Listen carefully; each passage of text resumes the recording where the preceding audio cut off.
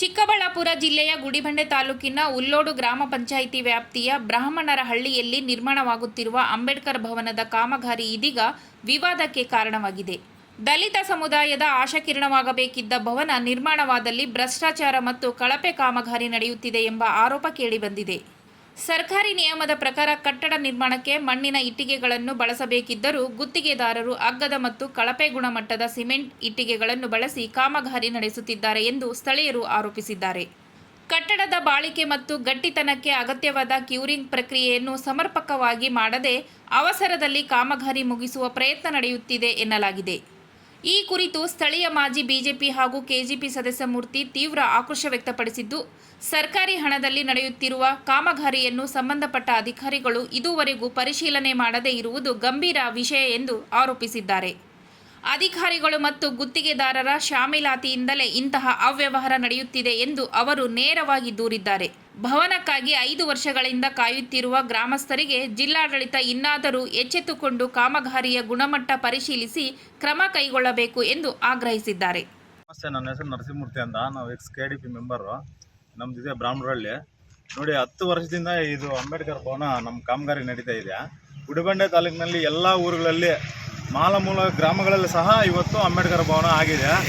ಎಲ್ರಿಗೂ ಅನುಕೂಲ ಆಗಿದೆ. ಬಟ್ ನಮಗೆ ಮಾತ್ರ 10 ವರ್ಷಗಳಿಂದ ಕಾಮಗಾರಿ ನಡೀತಾ ಇದೆ ಸರ್. ಫಸ್ಟು ಜಾಗ ಸಮಸ್ಯೆ ಅಂದರು, ಮತ್ತೆ ಜಾಗ ಆಯಿತು. 40-50 ಎಕ್ಸ್ಟೆಂಟಲ್ಲಿ ಈಗ ನಡೀತಾ ಇದೆ. ಆ ಇಂಜಿನಿಯರ್ ಇದುವರೆಗೂ ಈ ಕಡೆ ಬಂದೇ ಇಲ್ಲ. ಎಲ್ಲ ಗೋಡೆಗಳು ನೋಡಿ, ಸುಮಾರು 4 ವರ್ಷದಿಂದ ಇದು ಕಾಮಗಾರಿ ನಡೀತಾ ಇರೋದು. ಇನ್ನೂ ಪೂರ್ಣಗೊಂಡಿಲ್ಲ. ಮೊನ್ನೆ ಮೋಲ್ಡಾಕವ್ರೆ. ಆ ಇಂಜಿನಿಯರ್ ಅಂತೂ ಈ ಕಡೆ ಬಂದೇ ಇಲ್ಲ. ಇದಕ್ಕೆ ಸಂಬಂಧಪಟ್ಟಂತೆ ಸಮಾಜ ಕಲ್ಯಾಣ ಅಧಿಕಾರಿಗಳಾಗ್ಬೋದು, ಇದು ಇಒ ಮೇಡಮ್ ಆಗ್ಬೋದು, ಪಂಚಾಯತಿ ಅವರಾಗ್ಬೋದು, DD ಅವ್ರಿಗೆ ಯಾರು ಏನು ಇದ್ರ ಬಗ್ಗೆ ಕಾಮಗಾರಿ ಬಗ್ಗೆ ತಲೆನೇ ಕೆಡಿಸ್ಕೊಂತ ಇಲ್ಲ ಸರ್. ನಮಗಂತೂ ಇಲ್ಲಿ ತುಂಬ ನೋಡಿ, ಕಾಮಗಾರಿ ತುಂಬ ಕಳಪೆ ಕಾಮಗಾರಿ. ಅದು ಬೀಳೋ ಹಂತದಲ್ಲಿ ಇನ್ನೂ ಪೂರ್ಣಗೊಂಡಿಲ್ಲ, ಅವಾಗ ಬೀಳೋ ಸ್ಥಿತಿಗೆ ಬಂದಿದೆ. ಇಂಥ ಕಾಮಗಾರಿಗಳು ಏನಕ್ಕೆ ಬೇಕು ಹೇಳಿ ಸರ್ ನಮಗೆ? ನಮ್ಮ ಕಟ್ಟಡ ಸುಮಾರು ನಾವು ಇಲ್ಲಿ ದಲಿತ 170ರಿಂದ 180 ಜನ ದಲಿತರು ನಾವು ಇಲ್ಲಿ ವಾಸ ಮಾಡ್ತಾ ಇದೀವಿ. ಎಲ್ಲಿ ಬ್ರಾಹ್ಮಣರಹಳ್ಳಿಯಲ್ಲಿ ನಮಗೊಂದು ಸಮುದಾಯ ಯಾವುದೇ ಕಾರ್ಯಕ್ರಮ ಮಾಡಬಹುದು, ಇನ್ನೊಂದಕ್ಕೂ ಮತ್ತೊಂದಕ್ಕೂ ಒಂದು ಸಮುದಾಯ ಭವನ ಇಲ್ಲ. ಏನೋ ಸರ್ಕಾರದಿಂದ ಒಂದು ಅಂಬೇಡ್ಕರ್ ಭವನ ಅಂತ ಒಂದು ಮಂಜೂರಾಗಿ ಬಂತು.